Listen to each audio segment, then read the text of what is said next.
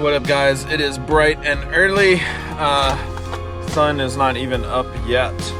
It's about to be though, and we are headed to Springfield Golf Resort today. We're gonna be doing an outing with the boys from our LifeGroup and a couple others, I believe. First, we're gonna pick up my buddy Gage, and we are gonna head down to Springfield Golf Resort. The Bible actually tells us this is the day the Lord has made. Let us be glad and rejoice in it. There he is, folks. We have made it. We have arrived. Ready for a fun day of golfing? Oh yeah. All right, what up, gentlemen? Today, like I said, we were out here playing Springfield Golf Resort, and here with my buddy Gage. We got a couple of guys over there putting at the moment. There's a phrase that I heard once that talks about if you want to go by yourself, you're going to go alone, but if you want to go far, you go with others, and those others need to be brothers. One of the cool things is, as a believer, you are surrounded with other men who love the Lord, want to honor Him, and as a result, they are your brothers. One of the best things I could ever do to encourage you is to surround yourself with the right kind of men in your life that you need in order to improve yourself, better yourself, and ultimately live your faith, lead your family, build your business. So we're gonna go tear it up on the golf course out here today. Got the Soul Winner hat representing my buddy Jordan. If you guys have not checked it out before, I think it's soulwinnerofficial.com. Lord has blessed us today with good weather. Right now, it's a little wet out here actually, so we will see how this thing plays out. Real quick, we're gonna introduce you to the fearless leader of our life group, Kyle, right here. What's up, guys? Most of you guys have heard a message from Kyle to Soulfire, which was pretty cool. I really appreciate him doing that. One thing we're doing today, Kyle, is we're talking through what is one of the most important things we can do to live our faith, lead our family, or build our business. I just think right now, when it comes down to taking care of your family, your faith, and yourself, you need discipline. A lot of times, a lot of men make excuses, and those excuses come because discipline is not present. So leaning into Jesus, understanding that He had discipline. I mean, think about it, He was in the desert for 40 days and 40 nights with no food, praising God, and then had to be tempted by the enemy. Like, there's discipline right there if you ever need to look into the Bible. So my thing is if you're looking to take care of yourself, your family, and of course your faith, you gotta have discipline. Dude, love that. Thank you, Kyle. Appreciate it, brother. I think you guys are up on the tee, or we are. Somebody is. They're shouting at us. We got to go, guys. It's going to be a good day. So 2 are better than 1 because they have a good reward for their toil. For if they fall, 1 will lift up his fellow, but woe unto who is alone when he falls and has not another to lift him up.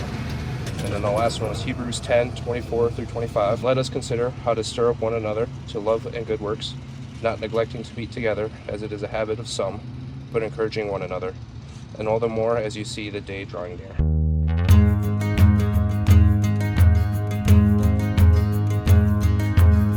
Part 3.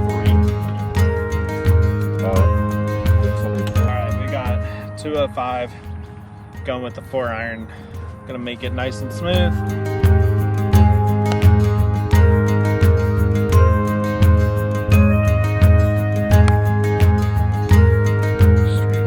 Kenyon, so how long have you been playing golf now? Better 6 years. What's the hardest part? Consistency. Gage, what are your thoughts? Hardest part of golf? I'd say if you're starting out, just getting the ball up in the air and straight is probably the hardest part for me. It took a little bit of time because when you first start, I feel like you either slice it or hook it, and it's trying to find that middle ground. And then once you do that, then it's the consistency part of it. Too many mind comes into play a whole lot in golf. Like, you really start overthinking your shots, and then suddenly your target's no longer ahead. It's not the flag, it's down to your feet.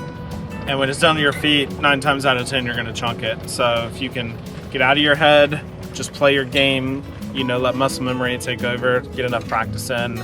Gage has good technique. Hit the range before you play. That helps you get loose, and then you can get out there and actually hit the ball where you want it to go. Ideally, in theory.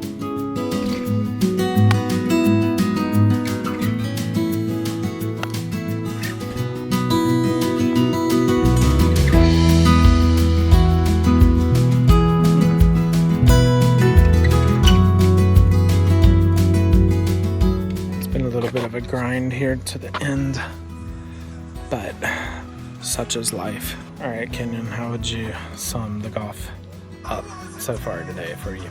Inconsistent. not good. If the Lord was giving you a word of wisdom from Scripture, what would you be hanging on to at this moment? Just trust it. Trust it. Trust the process.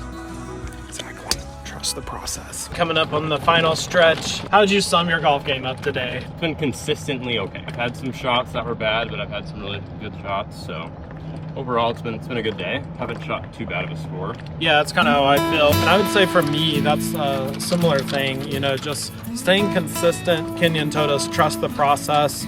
I feel like so much of golf gets summed up into how do you feel the ball and the club coming together like in your hands. So you play off the feel of the game. If you do that and you just stay consistent with it, like Gage said, and I think that goes a long way in life. You have to be consistent. You have to find the routine that works for you and your family. Just all the things the Bible talks about. But most of all, just that you are able to walk through the motions because your heart is starting in the right place. Start your days with Scripture. Obviously, lead your own family. Love your wife really well. And then just build your business. That's what we're all about. Got to get a chip in because I have... Get in there. Get in there. Oh my goodness, he called it. That's how He we called do it. Come on, baby.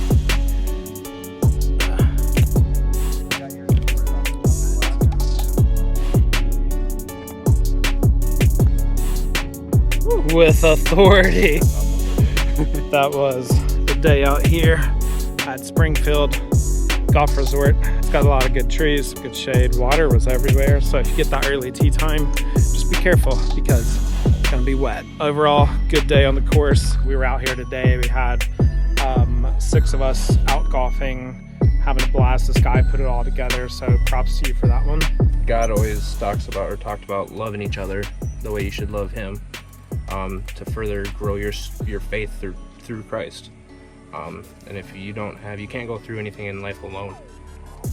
So if you have a group of guys or a group of friends or family or something that you can just lean on and count for them to be there for you and you to be there for them and to hold you accountable and vice versa, it's just something that you won't know that you have until you have it. Would you say then you kind of have to be intentional to find those guys to begin with? I mean, obviously, like, this is a lot of guys we've been connected through our church. We get a lot of people sending in that are like, yeah, man, I'm lonely. Like one guy the other day, 64, he's like, I don't even have a best friend or don't have any friends really. You have to be intentional. I was that way when I was younger.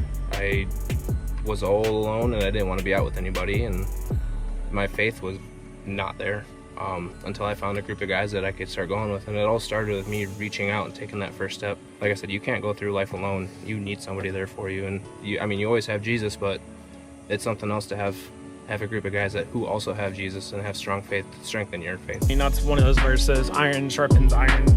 When you get around more guys, you're going to be sharper as a person, as a man, a father, a husband, and just anything you do. If you're building a business, if you're a worker bee, it doesn't matter. Like, you're just going to be, I think, better overall. For me, it was reaching out to a lot of guys who golfed. I mean, me and Gage have been golfing quite a bit now and having fun. Hopefully we get to do a lot more with these guys, so appreciate it. But golf, hunting, just things that put you in those situations where you can just unwind for a little bit and then have real combos. I want to encourage you guys to do that. Put some of these principles some of these boys have been saying into practice in your life. It's just going to matter so much more when you're surrounded with the right people.